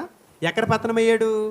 సొదొమ గుమ్మర్ర పట్టణాల్లో. పతనం అయిపోవటం అని అంటే మీరు అనుకోవచ్చు సొదొమ గుమ్మర్ర పట్టణాల్లో పడి కాలిపోయాడండి, కాలిపోలేదు కదండి, బయటకు వచ్చాడు కదండి అనొచ్చేమో. అది కాదు, నేను పతనం అయిపోవటం అంటే అది కాదు. ఆధ్యాత్మికంగా తను నివసించినటువంటి ప్రాంతాల్లో కొంతమందిని కూడా ఆ అగ్ని గంధకాల నుంచి బయటికి రప్పించలేని స్థితిలో ఉన్నాడనంటే అతను పతనం అయిపోయినట్టే. నీ పక్కింటోళ్ళు యేసుక్రీస్తుని ఎరగకుండా చనిపోయారంటే నువ్వు పతనం అయిపోయినట్టు లెక్క. నేను ఫలించేస్తున్నానని నువ్వు అనుకున్నావు, నువ్వు ఫలించలేనట్టు లెక్క. పతనం అని అంటే నువ్వు ఏదో బిల్డింగులు కట్టేసుకుని పెద్ద పెద్ద ఉద్యోగాలు సంపాదించేసుకుంటే ఫలించేసినట్టు అనుకుంటారు చాలామంది. అది ఫలింపు కాదు. నీ కళ్ళ ముందే నువ్వు ఉద్యోగం చేసుకున్న ప్రాంతంలోనే, నువ్వు వ్యాపారం చేసుకున్నటువంటి ప్రాంతంలోనే కొంతమంది దేవుడిని ఎరగకుండా చనిపోయారనంటే ఆ రోజే నువ్వు పతనం అయిపోయినట్లు లెక్క. ఆ రోజే మన పతనం అయిపోయినట్లు లెక్క. పతనం అది మన పతన స్థితి. అది పతనం అయిపోవటం అని అంటే పేకమేళ్ళకి బిల్డింగ్ కూలిపోవటం కాదు. పతనం అయిపోవటం అంటే ఒక్కసారిగా ఆర్థిక సంబంధమైనటువంటి సమస్యల నుంచి కిందకి దిగజారిపోవటం అంటే పతనం అంటుంది లోకం. మన పతనం అయిపోవటం అని అంటే పెద్ద పెద్ద భవనాల్లో నివసిస్తున్నా మనం ఒక్కను కూడా కాపాడుకోలేనప్పుడు నిజంగా పతనం అయిపోయినట్లు లెక్క. అది మన పతన స్థితి. లోతు పతనం అయిపోవటానికి కొన్ని కారణాలు ఉన్నాయి. ఏంటి కారణాలంటే మొదటిగా 2 విషయాలు. ఒకటి కరువు, 2 కలిమి. లోతు పతనానికి దారి తీసినటువంటి పరిస్థితులు ఏంటంటే ఒకటి కరువు, 2 కలిమి. ఒకసారి చూద్దామా? ఆదికాండము 12వ అధ్యాయం. ఆదికాండము 12వ అధ్యాయం 10వ వచనం చూడండి. అప్పుడు ఆ దేశంలో కరువు వచ్చాను. ఆ దేశంలో కరువు భారముగా ఉన్నందున అబ్రాము ఐగుప్తు దేశంలో నివసించుటకు అక్కడికి వెళ్ళాను. ఇతనితో పాటు ఎవరు వెళ్ళారంట? అవునండి, ఇతనితో కూడా ఎవరు వెళ్ళారంట? లోతు కూడా వెళ్ళాడు. 13వ అధ్యాయం 1వ వచనం చూడండి. అబ్రాహాము తనకు కలిగిన సమస్తమును, తన భార్యను, తనతో కూడా నున్న లోతును వెంట పెట్టుకుని. కరువు వచ్చినప్పుడు ఎవరు వెళ్ళారు అక్కడికి? అబ్రాహాం వెళ్ళాడు. అబ్రాహాం వెనకాల ఎవరు వెళ్ళారు? లోతు కూడా వెళ్ళిపోయాడు. అంటే అబ్రాహాము చేసిన పొరపాటే లోతు చేశాడు. అబ్రాహాం పొరపాటు చేశాడు కానీ తేరుకున్నాడు, కానీ లోతు తేరుకోలా. మీకు అర్థమవుతుందండి? అబ్రాహాం ఎక్కడికి వెళ్ళిపోయాడు? కరువు వచ్చిందని చెప్పి ఐగుప్తుకి వెళ్ళిపోయాడు. మళ్ళీ అక్కడ ఎక్కడికైతే దేవుడు వెళ్ళొద్దని అక్కడికి వెళ్ళాడు. నువ్వు ఒకసారి చూడండి, మనం సాక్ష్యాలు చెప్తుంటాం, నేను గొప్పోడిని, నేను ఇలాగని చెప్తుంటాం. అలా చెప్పేటప్పుడు చాలా జాగ్రత్తగా ఉండాలి. మన క్యారెక్టర్ని కాపాడుకుంటూ జాగ్రత్తగా ఉండాలి. ఎందుకంటే మనల్ని ఫాలో అయ్యే వాళ్ళు కొంతమంది ఉంటారు. ఈయన బాగున్నాడు, ఈయన ప్రార్థన పురుడు, వాక్యం బాగా చెప్తాడు, ఇలాగని చెప్పి మన గురించి సాక్ష్యాలు ఉంటాయి కదా. ఆ సాక్ష్యాలు ఉన్నప్పుడు ఏ మాత్రం మనిషిని పొరపాటు చేసినా మనల్ని బట్టి కొంతమంది పడిపోతారు. అందుగురించే దేవుడు అంటాడు, మీ ప్రవర్తన విషయంలో జాగ్రత్తగా ఉండండి అంటాడు. మనల్ని ఫాలో అవుతున్న వాళ్ళు, మనల్ని చూస్తున్న వాళ్ళు చాలామంది ఏమవుతారు? పడిపోతారు. కానీ అబ్రాహాం పడిపోయి కానీ తిరిగి లేచాడు. ఒకవేళ దేవునితో కాంటాక్ట్ ఉండి దేవునితో సహవాసం ఎల్లప్పుడూ చేస్తూ ఉండి మనం పడిపోమనుకోండి, ఒకవేళ తిరిగి లేస్తామేమో, కానీ మనల్ని వెంబడించే వాళ్ళు తిరిగి లేవరు. ఆయన అన్నయ్య చేసాడు కదా, ఆ అన్నయ్య చేస్తే, ఆ అన్నయ్య సినిమాలు చూస్తున్నాడు, మేము చూస్తే తప్పేంటి? ఆ అన్నయ్యే పేకాడుతున్నాడు, మేము ఆడితే తప్పేంటి? ఈ టైప్లో ఉంటుంది వ్యవహారం. అర్థమవుతుందండి? ఆ అన్నయ్యే చెడు పనులు చేస్తున్నాడు, మేము చేస్తే తప్పేంటి? ఆ టైపులో మారిపోయి ప్రజల మధ్య మనం నివసిస్తున్నాం కనుక మనం చాలా జాగ్రత్తగా ఉండాలి. అబ్రహాం చేసిన పొరపాటు ఏంటంటే కరువు వచ్చినప్పుడు అక్కడికి వెళ్ళిపోయాడు. పాపం ఆ దెబ్బ ఎక్కడ తగిలిందంటే లోతుకి తగిలింది. లోతు ఏమయ్యాడు? ఆ కరువులో ఐగుప్తుకి వెళ్ళాడు. నేను ఎందుకంటున్నానంటే కొంతమంది కుటుంబాలు పతనం అయిపోవటానికి కారణం కరువే. కరువు వచ్చినప్పుడు సరైన నిర్ణయాలు తీసుకోరు. అంటే కరువు అంటే ఏంటి? ఆహారానికి, కప్పుకోవటానికి వస్త్రాలు, ఉండటానికి గూడు, ఆర్థిక ఇబ్బందులు, ఇలాంటివన్నీ వచ్చినప్పుడు కొంతమంది సరైన నిర్ణయాలు తీసుకోరు. నిజంగా అబ్రాహాము దేవుడిని ఎరిగిన వాడుగా సరైన నిర్ణయం తీసుకోవాలి. ఎందుకనంటే ఇంతకాలం పోషించిన దేవుడు ఇప్పుడు పోషించడా అబ్రాహాముని? మరి కరువు వచ్చినప్పుడు ఎక్కడికి వెళ్ళాడు? దేవుడు వద్దన్న చోటుకి వెళ్ళాడు. కరువు వచ్చినప్పుడు ఎవరి దగ్గరికి వెళ్ళాలి మనం? ఉదాహరణకి ఏలేమేలకు బెత్లెహేములో ఏమొచ్చింది? కరువు వచ్చింది. వచ్చిందా కరువు? ఒకసారి చూడండి, రూతు గ్రంథం 1వ అధ్యాయం 1వ వచనం. కరువు, లోతు పతనానికి కారణం ఏంటంటే కరువే. రూతు గ్రంథం 1వ అధ్యాయం 1వ వచనం చదువుతుందని చూడండి.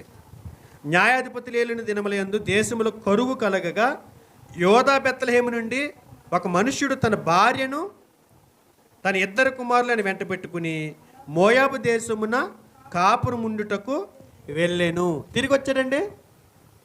తిరిగి వచ్చాడా? ఏలిమేలకు తిరిగి వచ్చాడా అంటున్నాను. తిరిగి రాలా. ఏమైపోయాడు? అక్కడే చనిపోయాడు. కొడుకులు ఏమయ్యారు? చనిపోయారు. అంటే కరువు వచ్చినప్పుడు దేవుని మీద ఆధారపడితే ఏలిమేలకు ఆ స్థితి వచ్చేది కాదేమో. కరువు వచ్చింది కదా అని, ఆర్థిక సమస్యలతో నలిగిపోతున్నాం కదా అని, ఆర్థిక ఇబ్బందులు ఉన్నాయి కదా అని దేవుని దగ్గర ప్రార్థన చేయకుండా, దేవుడిని అడగకుండా, దేవుడు సూచనలు పాటించకుండా చాలామంది ఇతర దేశాలు వెళ్ళిపోతున్నారు. ఇప్పుడు ఇతర దేశాల్లో ఉన్నటువంటి బాధలు అన్నీ కాదండి, ఇతర దేశాల్లో ఉన్న బాధలు అన్నీ కాదు. వెళ్ళే వాళ్ళు అందరూ అలాంటి వాళ్ళే. నేను అంటలా. కొంతమంది వెళ్తున్నారు అని అంటే వారి జీవితానికి అర్థం లేదు. వెళ్ళి వస్తున్నారు. ఒక ఆయన 20 సంవత్సరాలు ఉండి వచ్చాడండి. మొన్న 20 సంవత్సరాలు ఉండి వచ్చాడు. ఎక్కడ? గల్ఫ్ కంట్రీలో 20 సంవత్సరాలు ఉండి వచ్చాడనంటే ఎవరి కోసం వెళ్ళాడంటారు అక్కడికి? కుటుంబం కోసమేనా? భార్య పిల్లల కోసమే కదా. వచ్చాడండి 20 సంవత్సరాలు మొత్తం మీద సంపాదించాడు, అక్కడ ఉండి పంపించాడు, అన్నీ చేశాడు. బాగుంది నా కుటుంబం అనుకున్నాడు. ఇంటికి వచ్చేటప్పటికి భార్య లేదు, పిల్లలు లేరు. ఉన్నారు, భౌతికంగా ఉన్నారు, భౌతికంగా ఎదురుకుండా ఉన్నారు, భౌతికంగా ఒక ఇంట్లోనే ఉన్నారు. కానీ వాళ్ళ ముగ్గురు ఈయనకి మిగల్లా. మీకు అర్థం అవ్వాలా? దూరం అయిపోయారు, వేరే మనుషులను హత్తుకున్నారు, వేరే వాళ్ళకి దగ్గర అయిపోయారు. నువ్వు అక్కడ నుండి సంపాదించడం వల్ల ఉపయోగం ఏంటంటున్నాను నేను. ఎక్కడెక్కడికో దూరదేశాలు వెళ్ళిపోయి యవనంలో ఉన్నటువంటి భార్యని, పసిపిల్లలు అనేటువంటి పిల్లల్ని వదిలేసి ఎక్కడెక్కడికో వెళ్ళిపోయి ఏదో సంపాదించేద్దాం అనుకుంటారు. ఏలమెలుకు తిరిగి రాలేదండి పాపం. ఏలమెలుకు తిరిగి రాలా. మరి బిడ్డలు తిరిగి వచ్చారా అంటే బిడ్డలు కూడా తిరిగి రాలా. ఆ నయోమి తీసుకుని వచ్చింది కోడళ్ళతో తీసుకుని మళ్ళీ బెత్తలేం బోయేజ్ ఎక్కడికి వచ్చింది మళ్ళీ తిరిగి ఎందుకు అక్కడే ఉండొచ్చు కదా. కరువు వచ్చినా మన ప్రాంతమే సురక్షితం అని చెప్తుంది బైబిల్. ఐగుప్తుకి వెళ్ళి ఎంతో బానిసత్వం అనిపించారు ఇజ్రాయేల్ ప్రజలు. అందుగురించే పరదేశుల్ని ప్రేమిస్తుంటాడు దేవుడు. పరదేశులు ఉన్న వారిని ప్రేమించమని చెబుతుంటాడు ఆయన. కారణం ఏంటనుకుంటున్నారు? పరదేశంలో ఉన్నటువంటి వారికి సుఖం ఉండదు. బానిస దేశాలకు వెళ్ళి బానిసత్వం చేయడం దేవునికి ఇష్టం లేదు. చాలామంది కుటుంబాలు రోడ్డుని పట్ట కారణం అదే. ఏడుస్తున్నారు ఫోన్లు చేసి, అనే ప్రార్థన ఎందుకు వచ్చింది ఏడుపులు అన్నాడు. మొన్న కుర్రాడు వచ్చి, అనే గలపెళ్దాం అనుకుంటున్నాను సార్, ప్రార్థన చేయండి అన్నాడు. నేను మొహమాటలేండిగా చెప్పనా అన్నాను. ఏంటి అన్నాడు, నువ్వు గలప వెళ్ళొద్దు, నా ఒపీనియన్ అది, నువ్వు వెళ్ళొద్దు అంతే. నేను ఇంతమంది ఫోన్లు చేసి ఏడుస్తున్నారు వాళ్ళ అని చెప్పాను. క్లాస్కి మానేసాడు వస్తాం. అన్నాను. ఈయన అన్నాడు, నేను అక్కడికి వెళ్తానంటే ఏదో బతుకు తెరుగు కోసం వెళ్తానంటే వద్దన్నాడు. అయినా ప్రార్థన చేయను అన్నాడు. అక్కడికి వెళ్తేనే నేను అందుకే క్లాసులకి రానన్నాడు. అయిపోయింది, బాగానే ఉంది. ప్రార్థన చేయించుకోవడానికి వచ్చిన 4 నెలలకు 5 నెలలకు మళ్ళీ నాకు కనపడ్డాడు. ఏంటి వెళ్ళదేంటి మనోడు అన్నాను. ఆ ఏజెంట్కి ఇచ్చాడంటే 30,000, వాడు పరారైపోయాడు అని. ఆయన చెప్పిందే కరెక్ట్ అంటున్నాడు. ఎవరు చెప్పింది?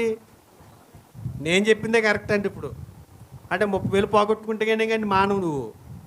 అక్కడికి వెళ్ళి జీవితాలు పోగేసుకుంటేనే కానీ నువ్వు మానవు. నువ్వు మన చర్చకొచ్చేది కదా ఒక చెల్లి, అన్నయ్య నేను వెళ్ళాలని బాకీలు తీర్చుకోవాలని అంది. అమ్మ వద్దమ్మ బాబు, ఇక్కడ సుఖం ఉంటుంది అక్కడ సుఖం ఉండదు. నువ్వు నీ భర్తతో గడిపే కాలాన్ని నువ్వు ₹1,00,000 ఇచ్చి కొనుక్కోగలవా? నీ పిల్లలు ముద్దుగా మాట్లాడి ఈ వయసులో పిల్లల్ని వదిలి వెళ్ళిపోతున్నావు. ఆ పిల్లలు మరలా నువ్వు వచ్చి తిరిగి వచ్చేసరికి ఎదిగిపోతారు వాళ్ళు. ఆ ముద్దుగా ఉన్నటువంటి కాలాన్ని నువ్వు ₹1,00,000 కొనుక్కోగలవా అంటే, వెళ్తే బాకీలు వెళ్ళిన వారం రోజులకే వారంగారు ఏడుతుందా, బేరమంటుంది. ఎందుకు వచ్చింది అంటే కరువు వచ్చినప్పుడు దేవుణ్ణి ఆనుకుంటే జవాబు వేరేగా ఉంటుంది. భూమి ఇక్కడ మన ఇండియాలో మనుషులు బతకట్లేదండి. వేరే దేశం వెళ్ళిన శుభ్రంగా బతుకుతారు. వాక్యం చెప్తుంది, మీరు ఆ వైపుకి మీరు తిరక్కండి. లోతు పతనానికి గల కారణం ఏంటంటే కరువు. ఒక్కొక్కసారి దేవుడు ఆయన పిల్లల్ని దర్శించడానికి వారి జీవితాల్లోనికి కరువును అనుమతిస్తాడు. కారణం ఏంటనుకుంటున్నారు? నా మీద అనుకుంటాడా? వేరే రూట్లు ఏమన్నా ఏర్పాటు చేసుకుంటాడా? వేరే మార్గాలు ఏమన్నా ఏర్పాటు చేసుకుంటాడా? కరువు వచ్చినప్పుడు ఎవరి మీద ఆనుకోవాలి? దేవుని మీద ఆనుకోవాలి. దేవుని మీద ఆనుకోలేదు అనుకోండి, ఏలిమెలికలాగా అయిపోతుంది పరిస్థితి. ఖచ్చితంగా మనుషులు దేవుడి మాటలు ఏమి లక్ష్యం లేదండి. కరువు వస్తే ఎవరిని ఆనుకోలో కూడా గ్రంథం చెప్పింది. ఒకసారి చూడండి, కీర్తనల గ్రంథము 25 అధ్యాయము, కీర్తనల గ్రంథం 25, 12, 13 ఏమంటున్నాడు? యెహోవా యందు భయభక్తులు గలవారి, యెహోవా యందు భయభక్తులు గలవాడు వాడు కోరుకొనవలసిన మార్గమును ఆయన వారికి బోధించును. కరువు వచ్చినప్పుడు దేవుణ్ణి ఆనుకుంటేనంట ఆయన ఏమిస్తారంట? మనకి మార్గం చూపిస్తారంట. కోయిటికి వెళ్ళిపో అర్జెంటుగా, ప్రార్థన మానేసి శుభ్రంగా అక్కడ ఉండు. ఇక్కడ ప్రార్థనలకు వెళ్ళొచ్చి ఏ గొడవ ఉండదు, సంఘానికి వెళ్ళక్కర్లొద్దు, అక్కడికి వెళ్తే ఫుల్ హ్యాపీ, అక్కడికి వెళ్ళి అంటాడా? అవునండి, అక్కడికి వెళ్ళి అంటాడు ఆయన. ఏం సలహా ఇస్తాడు? కరువు, విపరీతమైనటువంటి కరువు ఇజ్రాయెల్ దేశం అంతా కూడా. ఆ విపరీతమైనటువంటి కరువులో ఏలియాకి దేవుడు ఏమిచ్చాడో తెలుసా? ఒక సలహా ఇచ్చాడు. ఏంటో తెలుసా? కేరీతు వాగు దగ్గరికి నువ్వు వెళ్ళి అన్నాడు. కేరీతు వాగు దగ్గరికి వెళ్ళిపోతే దేశంలోనే ఆహారం లేదు, కేరీతు వాగు దగ్గరికి వెళ్తే నేను ఎలా పోషించబడతాను ప్రభు అని ఏం అడగల. దేవుడు చెప్పిన మార్గంలో దేవుడు చూపించిన సూచన ప్రకారం కేరీతు వాగు దగ్గరికి వెళ్ళాడు. ఎలా పోషించాడు దేవుడు? కాకులు పోషించినాయి అంట. కాకులు ఎలాంటివి అండి? చచ్చిపోయిన ఎలకలి వదలవు. చచ్చిపోయిన ఎలకలు వదులుతాయి, చచ్చిపోయిన బుడతపాములు వదులుతాయా? ఇంకా నీచం ఏంటంటే రెండెడ్ల బండి కడతారు కదా కాడి, ఆ కాడి కడితే మెడలో పుండెడిపోతుంటాయి ఎద్దులకి, ఆ పుండు కూడా వదలవు, పుడుసుకి తినేస్తాయి. అలాంటి నీచమైనటువంటి లక్షణం ఉన్నటువంటి జాతి ఏదైనా కాకి. ఆ కాకి ఎవరిని పోషించింది? ఏలిని పోషించింది. నాకు తెలియకూడుతుంది ఏలి ఎలా పోషించబడ్డాడంటారు. అసలు ఇది ఎటువంటిది? నేను అనుకుంటున్నాను, ఒక పావు కేజీ మాంసం ఏలేకి కావాలనుకోండి, దేవుడు దీనికి ఒక కేజీ పెట్టుంటాడు, లేకపోతే పావు కేజీ అట్టుకెళ్ళి ఆయనకి ఇవ్వదు కదా. నిన్ను పోషించడం కోసం ఆయన ఏదైనా చేస్తాడు అంతే. ఎక్కడికి వెళ్ళాలి? దేవుని పట్టుకోవాలి. నేను ఇదిగో ప్రభువా అని దేవుణ్ణి ఆనుకోవాలి. ఆయన మనం నడవలసిన మార్గాన్ని ఆయన మనకి బోధిస్తాడు. కాకులే మన చుట్టూ ఉన్న కాకులే, మనల్ని పొడిచికి తినే కాకులే మనల్ని ఏం చేస్తాయి? పోషిస్తాయి. అలా తిప్పుకుంటాడు. అడవిలో సింహ పిల్లలు ఏమవుతాయంట? లేమి కలిగి ఉంటాయేమో కానీ ఆయన పిల్లలు ఆకలి కొని ఉండుటాయినా చూడలేదు. వినపడ్డంట వాళ్ళ మాట. సింహం పిల్లలు లేమి కలిగి ఉంటాయేమో కానీ ఆయన పిల్లలు లేమి కలిగి ఉంటారంట. అంటే ఏంటి అర్థం? సింహం పిల్లలు లేమి గురించి ఎందుకు మాట్లాడాడు దేవుడు? అడవికి రాజు, రారాజు సింహం, దాని తర్వాత ఎవరైనా తినాలి, చెయ్యాలి. అలాంటి పిల్లలైనా కానీ లేమి కలిగి ఉంటాయేమో కానీ నా పిల్లలు ఆకలి కొని ఉండుట నాకు వినపడదు, నేను చూడలేదు అంతే. పోషిస్తాడంతే. ఉత్తిదే దొంగ నాటకాలు మన అన్నీని. దొంగ నాటకాలు, ఎక్కడికి వెళ్ళిపోవటానికి నాటకాలు అంతే. అవునా కదా? ఎక్కడెక్కడికో వెళ్ళిపోయి ఏదేదో చేసేయాలని నాటకాలు తప్ప కుటుంబం నడుపుతులేదండి. మరి ఇంతకుముందు ఎలా నడిచింది? మేము నడిచి వాళ్ళంతా ఎలా నడుస్తున్నారు? నాటకాలండి. అలాగా కరువు వచ్చినప్పుడు దేవుని వైపు చూడాలి తప్ప, కరువు దేవుడు మన జీవితంలో అనుమతి ఇవ్వటగల కారణం ఏంటంటే మన దేవుని ఆనుకుంటామో లేదో చూడటానికే తప్ప ఆ కరువులో మనల్ని చంపేయలేని కాదు, ఆ కరువు రప్పించి మనల్ని నాశనం చేసేయాలని కాదు. కరువు వచ్చిందంటే దేవుని ఆనుకుంటారా లేదా అని. కరువు వచ్చింది అబ్రాహాము జీవితంలో. అబ్రాహాము కరువు వచ్చినప్పుడు ఐగుప్తుకి వెళ్ళిపోయాడు. ఆయన వెనకాల లోతు గారు కూడా వెళ్ళిపోయాడు. ఇప్పుడు ఎవరు తప్పు అంటారు? అబ్రాహాం తప్పు. అబ్రాహాం వెంబడించడం ఎవరు తప్పు? నువ్వు పలానోడు సాక్ష్యం చెప్తే నేను నమ్మన్నావా? నువ్వు ఆడిని చూసి ఆడు సాక్ష్యం నమ్మి ఎందుకు వచ్చావు నువ్వు సంఘంలోకి? మరి ఆడ బురదలో దొలుతున్నాడని మళ్ళీ నువ్వు వెళ్ళి బురదలో దొలుతావా అని అడుగుతాడు దేవుడు. నువ్వు ఎరగాల్సింది మనుషుల్ని కాదు, వెంబడించాల్సింది మనుషుల్ని కాదు. కరువు వచ్చినప్పుడు ఎవరో ఏదో సలహా ఇస్తాడో, పనికి మళ్ళీ సలహా, ఆ సలహా అట్టుకుని నేను వెళ్ళాను బోళ్ళంత సంపాదించని తెలుసా అంటాడు. బోళ్ళంత సంపాదించావు. మొన్న తమ్ముడు ఒక ఆయన మాట్లాడుతూ వాక్యాలు అంటాడు, నువ్వు 4 రాళ్ళు వెనకేసుకుంటానికి వెళ్ళాలి, 4 రాళ్ళు వెనకేసుకుంటాకి వెళ్ళాడంట. ఆ రాళ్ళు మయాన్ని నువ్వు వేసి ఎట్టుకుని పడుకుంటాం తప్ప నీకేం మిగలవు అన్నాడు ఆయన. ఇంటికి వచ్చేదానికి ఎవరు నీకు ఉండరు, ఎక్కడోళ్ళు అక్కడికే గప్చిప్. ఇంటికి వచ్చేదానికి నువ్వు సంపాదించుకున్న ఆస్తులే ఉంటాయి, బంధాలు ఉండవు, బంధుత్వాలు ఉండవు, భార్య ఉండదు, పిల్లలు ఉండరు, అందరికి దూరం అయిపోతారు. అందరూ నీకు దూరం అయిపోతారు. ఈ మాట చెప్తే ఉలుకొచ్చేస్తుంది, ఈ మాట చెప్తే నిష్ఠూరాలు వచ్చేస్తాయి. హ్యాపీగా ఉండాలండి. నలుగురు కూర్చుని పోషించబడడానికి దేవుడు పోషిస్తాడు అంతే. ఉన్న దాంట్లోనే సర్దుకుని మనం ముందుకు వెళ్ళిపోతే ఎలాగైనా మనం బ్రతకగలం. ఏదో ఆశ తప్ప ఏమీ కాదు. అంటే దీన్ని బట్టి మనకి ఏమర్థమైందని అంటే కరువు లోతు పతనానికి కారణమై ఉండొచ్చు ఖచ్చితంగా. ఐగుప్తుకి వెళ్ళాకే ఆయన మైండ్ మొత్తం మారిపోయింది. ఎవరి మైండు? లోతు మైండ్. లోతు మనసు మొత్తం పూర్తిగా దేవునికి విరుద్ధంగా వెళ్ళిపోయింది. ఎక్కడికి వెళ్ళాడు? ఐగుప్తుకి వెళ్ళిన తర్వాత. ఐగుప్తు లోకానికి సంకేతంగా ఉంది. ఐగుప్తు దేనికి సంకేతంగా ఉంది? లోకానికి సంకేతంగా ఉంది. దేవుని సంఘంలో ఉండి ఎటువైపు చూశాడు? లోకం వైపు చూశాడు. లోకానికి సంకేతంగా ఉంది కనుక లోకంలోకి ప్రవేశించాడు. ఆ కరువు వచ్చినప్పుడు అటువైపు చూస్తుంటాం. మన కరువు వచ్చినప్పుడు దేవుని ఆనుకున్న పిల్లలు లోకంలో ఉన్నటువంటి వాటి వైపుకి చూడకూడదు. లోతు పతనానికి మరొక కారణం ఏంటి చెప్పనా? ఏమై ఉంటుంది అంటారు? లోతు పతనానికి కారణం కలిమి. కరువు ఎంత ప్రమాదమో కలిమి కూడా అంతే ప్రమాదం. ఎక్కడికి వెళ్ళారు ఇద్దరును? ఐగుప్తుకి వెళ్ళారు. ఫుల్గా సంపాదించారా? ఫుల్గా సంపాదించారు. చూడండి 13 అధ్యాయము ఆది కాండము. అమ్మా, ఆది కాండము 13:6 వారు కలిసి నివసించుటకు ఏదండి ఆ ప్రదేశము చాలకపోయింది. ఎందుకని? వారి ఆస్తి వారు కలిసి నివసించలేనంత విస్తారమై ఉండండి. ఇప్పుడు ఆస్తి కూడా ఏమైపోయింది? అబ్రహాము నుంచి లోతు నుంచి అబ్రహాము నుంచి లోతు ఇడిపోవటానికి కారణం ఏంటంటారు?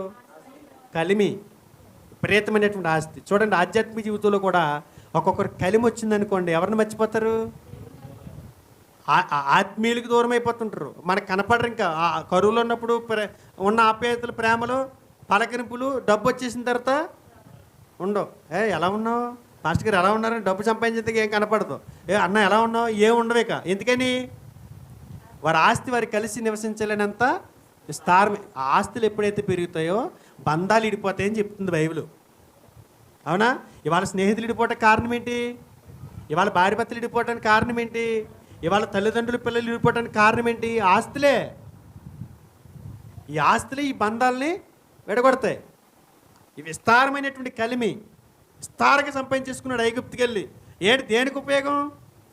ఆ ఆస్తి ఏం చేసింది? 7వ వచనం చూడండి. అప్పుడు అబ్రహాము పశువుల కాపరులకు, లోతు పశువుల కాపరులకు కలహము పుట్టెను. ఎవరెవరికి కలహం పుట్టిందంట? అబ్రహాం పశువుల కాపరులకి, లోతు పశువుల కాపరులకి ఏం పుట్టిందంట? కలహం. ఎందుకు వచ్చిందో చెప్పాలి. అన్నదమ్ముళ్ళ మెసులుకుని వీళ్ళిద్దరి మధ్యన గొడవ ఎందుకు వచ్చిందో చెప్పాలి. ఆస్తుల దగ్గర. ఎందుకనంటే మొత్తం సరిపోట్ల. ఈయన ఒక 10 ఎకరాలు, ఆయన ఒక 10 ఎకరాలు కొనేసారు. అందులోకి బర్రెలను వదిలేశారు, గొర్రెలను వదిలేశారు. ఇప్పుడు అవి కలిసిపోయి తిరిగి అటు సరిపోట్ల ప్లేసు. అర్థమవుతుందండి? ఆస్తి ఏం చేసింది ఇద్దరిని ఇవాళ. అందుకే నేను అదే చెప్తాను, కలిమి కూడా ఆధ్యాత్మిక జీవితానికి ఆటంకమే. ఆస్తులున్న ప్రమాదమే. ఎక్కడ సంపాదించాడండి ఇది? ఐగుప్తులో సంపాదించాడు. నేను అనుకుంటున్నాను ఆస్తి కలిగి ఉండటం తప్పు కదా. ఎందుకంటే అబ్రహాం ధనవంతుడే. బైబిల్లో ధనవంతులు ఉన్నారు, భక్తులైన వారు. యోబు ధనవంతుడే. మరి ఆ ధనవంతులు ఎందుకు పాడవలేదు అంటే, నేనేమంటున్నానంటే లోతు సంపాదించిన ధనం దేవుని ఆమోద ముద్రలేంది. ఎక్కడ సంపాదించాడు? ఐగుప్తులు సంపాదించిన డబ్బు నీ ఆధ్యాత్మిక జీవితానికి, నీ కుటుంబానికి, నీ పిల్లలకు ఏమాత్రం క్షేమకరం కాదు. కొంతమంది డబ్బు సంపాదించి విధానాలు, రూట్లు మార్చుకుంటుంటారు. డబ్బు సంపాదిస్తారు. ఆ డబ్బు మీద ఎవరి స్టాంప్ ఉండాలి? మరలే ఎవరి స్టాంప్ ఉండాలి? దేవుని స్టాంప్ ఉండాలి. దేవుని స్టాంప్ ఉన్న ₹1 అయినా సరే నీ కుటుంబానికి క్షేమం. దేవుని ఆమోద ముద్ర ఉన్నటువంటి పైసా అయినా సరే మనకు ఉపయోగపడుతుంది. దేవుని ఆమోద ముద్ర లేనటువంటి ₹1 కూడా మనకి ఉపయోగపడదు. ఉపయోగపడకపోగా అది మన ప్రాణానికి, మన ఆధ్యాత్మిక జీవితానికి నష్టాన్ని కలిగిస్తుంది. ఒక మాట చూడండి, సామెతల గ్రంథం 16:8 లోతు అక్కడికి వెళ్ళిపోయి సంపాదించేసాను అనుకున్నాడు. చాలామంది సంపాదన కోసం లేనిపోని దారులు తొక్కుతుంటారండి. లేనిపోని దారులు తొక్కుతుంటారు. ఎవరు? కొంతమంది సంపాదన మీద పిచ్చి ఉండి తొక్కకూడని అన్నీ తొక్కుతుంటారు. ఏం తొక్కుతారు? 16:8 అండి.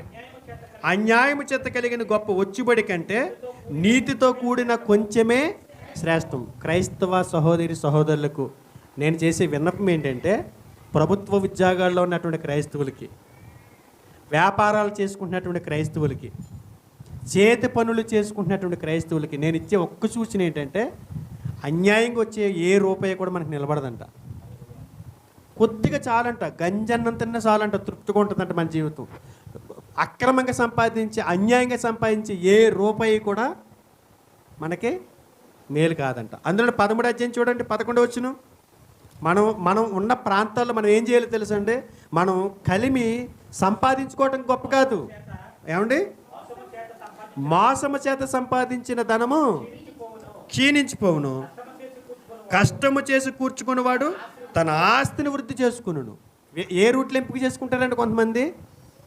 వాళ్ళ రూట్లు ఏంటి? మోసము చేసి ధనం సంపాదించాలా, తక్కువని వచ్చే వాళ్ళకి, లాటరీ టైప్లో తగిలే వాళ్ళకి డబ్బు. ఇవాళ క్రికెట్ బెట్టింగ్లు ఎందుకు వేస్తున్నారంటారు? ఈ క్రికెట్ బెట్టింగ్లు వేసి ఈ దుర్మార్గులు ఎందుకు వేస్తున్నారంటారు? సిగ్గు సీము నెత్తురు ఏమీ లేదు వాళ్ళకి. నీచులు అంటే అక్రమంగా వచ్చేయాలి, అక్రమంగా దోచేసుకోవాలి. ఎవడిచ్చేస్తాడు? అక్రమంగా దోచేసుకుంటే నువ్వు అక్రమంగా దోచుకున్నా దానివల్ల నీకు హానే. ఎవరు చెప్పారు? నేను చెప్పానండి. ఏంటంటే ఇది మోసము చేత సంపాదించిన ధనము క్షీణించిపోతుంది, ఏమీ నిలబడదంట. నువ్వు అక్రంగా సంపాదించిన ఏ రూపాయి కూడా నీకు ఆశీర్వాదం కాదు. దేవుని ఆమోద ముద్ర ఉన్నటువంటి ప్రతి రూపాయి నీకు ఉపయోగపడుతుంది. లోతు పతనానికి కారణం ఇదే. రూటు మార్చుకున్నాడు. ఏ పక్క వెళ్ళిపోయింది రూటు? అక్రమ సంపాదన వైపుకి వెళ్ళిపోయింది. అంటే ఐగుప్తులో అక్రమంగా సంపాదించాడా అని అంటే నేను అనుకుంటున్నాను అతడు అక్రమంగా సంపాదించాడో లేదో తెలియదు, కానీ ఐగుప్తు ధనం మాత్రం దేవుడికి ఇష్టం లేదు. అందుగురించి మోషే కూడా ఏమన్నాడు?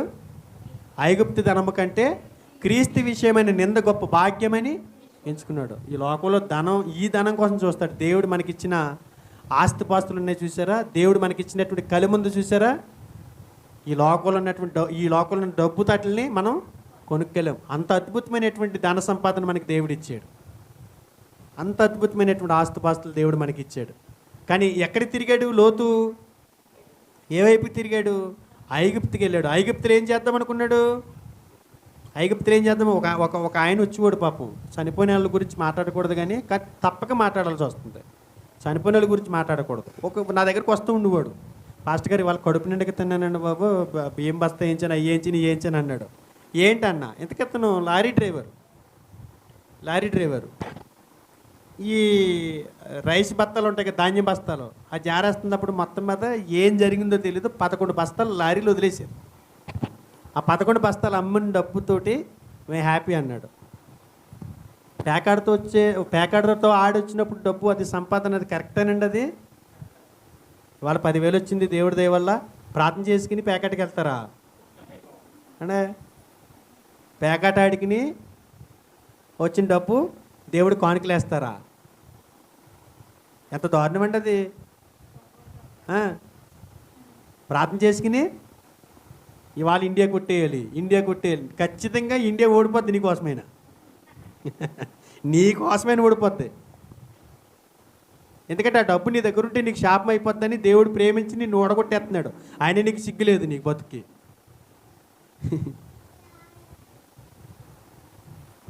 ఉత్తప్పుడు చెబుతున్నావు అనుకోండి రివర్స్ అయిపోతున్నారు. అందు గురించి ఇలాంటప్పుడే చెప్పుకోవాలి, మరి కుదరదు కదా. అర్థమవుతుందా? ఆ డబ్బు మంచిది కాదు. ఆ డబ్బు మన కుటుంబానికి క్షేమకరం కాదు. ఎవరి ముద్ర వేయాలి దానికి? దేవుని ఆమోద ముద్ర. దేవుని ఆమోద ముద్ర లేనటువంటి ధనం లోతు ఆధ్యాత్మిక జీవితాన్ని పాడు చేసింది, ఆటంకం అయిపోయింది. కరువు ఒక దెబ్బ తగిలితే కలిమి ఒక దెబ్బ కొట్టింది. అవునా? ఆధ్యాత్మికంగా లోతు పతనమైపోవటానికి, అతని ఆధ్యాత్మిక జీవితానికి అవరోధంగా ఉన్నటువంటి విషయాలు ఏంటంటే, మొదటిది మనం చూసాం ఏంటంటే కరువు, కలిమి. ఈ రెండు లోతు పతనానికి కారణమైనవి. ఇవే అవరోధాలు. ఇది మొదటి పాయింటే చూసాం మనం. లోతు ఇంకా ఎదగపోవటానికి కారణాలు ఉన్నాయి. అతను అక్కడ సొదొమ గుమర్ర పట్టణాలు ఫలించకపోవటానికి కారణాలు ఉన్నాయి. ఈ విషయాలు మీరు ఆలోచించాలి. మనం అక్రమంగా సంపాదించే ధనం మనకి మంచిది కాదండి. అది అక్రమంగా సంపాదించే ధనం ఏదో రకంగా పోయినా పర్లేదు. జేబులో పెట్టుకున్నాడు. ఒక 100 రూపాయలు కొట్టేసి ఎవరితో అక్రమంగా సంపాదించేసి 100 రూపాయలు వెళ్తుండే ఏదో సెల్ ఫోన్ తీసుకుని ఆ సెల్ ఫోన్ తీసి క్రమంలో 100 రూపాయలకైతే పడిపోయింది అనుకోండి, మనం అక్రమంగా సంపాదించాం కాబట్టి పోయింది అనుకుంటే అది వేరు. అలా పోదాం. ఆ డబ్బు ఎలా పోద్ది? అక్రమంగా సంపాదించిన ధనం ఎలా పోద్ది? ఇక్కడ సామెత్ర గ్రంథం 13:11 ఏం చెప్పాడు? మోసం సంపాదించిన ధనము ఎలా క్షీణించి పడిపోద్ది అని చెప్పలేదు ఈయన. ఎలా క్షీణించిపోద్ది? నేనేమంటానంటే కొద్దిగా ఆలోచిస్తారండి. ఇప్పుడు 100 రూపాయలు ఎవరితో కొట్టేసి 1000 రూపాయలు ఎవరితో కొట్టేసి మన ఇలా టక్మని ఇలా ఫోన్ మాట్లాడతా తీసుకుని మాట్లాడేసుకుంటే వెళ్ళిపోయి ఎదరికి 1000 పడిపోయింది. అది మనకు పెద్ద ప్రమాదం కాదు.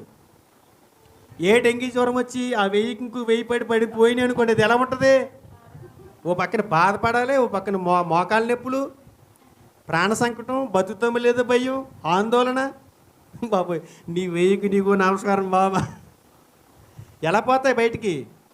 ఎలా పోతాయి అంటారు? మన అక్రమంగా సంపాదించిన సొమ్ము మామూలుగా ఏం పోవు, దానికి ఏదోటి వడ్డీతో సహా తీసుకుని అలా వెళ్ళిపోతాయి. అప్పుడు లైన్ అయిపోతాం. అర్థమవుతుందండి? అక్రమంగా సంపాదించేయడం గొప్ప కాదు, వడ్డీతో సహా లాక్కెళ్ళిపోతాడు. ఎందుకంటే ఆయన పిల్లలు అలా ఉండటం ఆయనకి ఇష్టం లేదు. వాళ్ళు ఎంతమంది తెలుసండి క్రైస్తవులు అయి ఉండి బ్యాంకుల్లో జాబ్ తీసుకుంటూ ఉండి పోలీసు వ్యవస్థలో పనిచేస్తూ ఉండి వ్యాపారాలు చేసుకుంటూ ఉండి ఎంతమంది అక్రమంగా సంపాదించట్లేదు అనుకుంటున్నారు మన క్రైస్తవులైన వాళ్ళు. వాళ్ళ జీవితాలు బాగోవండి అసలు. అలా అక్రమంగా సంపాదించి, మోసం చేసి సంపాదించి, లంచాలు పుచ్చుకుని సంపాదించే డబ్బు ఏ డబ్బు నిలబడతాం. లోతు అందుకే పతనం అయిపోయాడు. ఈ మాటలు ఆలోచిస్తారని కోరుకుంటున్నా. వచ్చే వారం దేవుని చిత్తమైతే మరి కొన్ని సంగతులు లోతు ఎదగకపోవటానికి కారణాలు ఏంటో చూద్దాం. లోతుని కప్పుకుని చుట్టుకున్న సంగతులు ఏంటి? లోతుని కప్పుకొని చుట్టుకుని ఉన్న సంగతులు ఏంటి? పొర పగలకుండా జీవం బయటకు రాకుండా అడ్డుపట్ట ఏంటి? కరువు, కలిమి. ఈ రెండు కూడా ప్రమాదమే. మనం ఇప్పుడు ఎలా ఉండాలి? మరి ఇప్పుడు న్యూట్రల్గా ఉండాలి. ధనవంతుడు పూర్తిగా ధనవంతుడు అయిపోయిన ప్రమాదమే, పూర్తిగా పేదడైపోయిన పర్లేదు. అది ఈ పేదోడైపోయినా ఇప్పుడు ఎవరి మీద ఆనుకోవాలి? దేవుని మీద ఆనుకోవాలి. ఒకవేళ ధనం వచ్చింది అనుకోండి, ధనం కలిసి వచ్చింది అనుకోండి, ఎలా ఉండాలి? బ్యాలెన్స్గానే ఉండాలి. ఏమి లేని ఇస్తారు ఎగిరెగిరి పడుతుంది అన్నట్టు. ఏమి లేనోడు సడన్గా నడమంతరపు సిరి అంటారు. అంటే మధ్యలో కలిసి డబ్బు కలిసి వచ్చిన నేను పట్టుకోలేం. పాపం లోతు పరిస్థితి అలాగే అయ్యింది. ముందు నుంచి ఉండుంటే అలా ఉండకపోదుడేమో. మధ్యలో వెళ్ళి ఐగుప్తుకి వెళ్ళి సంపాదించుకుని లేనిపోని ముప్పు తెచ్చిపెట్టుకున్నాడు. కనుక ఈ విషయాలు ఆలోచిస్తారని కోరుకుంటూ ఈ మాటలు మీ హృదయాల్లో దేవుడు ఆలోచింపజేయాలని, ఈ మాటలకు లోబడి అటు ప్రకారం మీరు ముందు కొనసాగాలని కోరుకుంటూ ఈ మాటలు ముగిస్తున్నాను. ప్రార్థన